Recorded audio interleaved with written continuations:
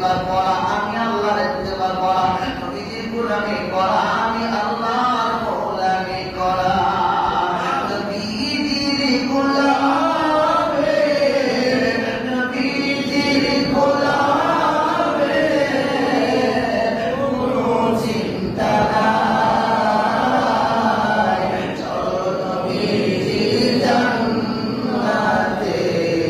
মদিনাতে যাই চলো নবীজির জান্নাতে মদিনাতে যাই কে কে যাবে মদিনাতে কান্দেন নবী উম্মতের মায়া দিল যদি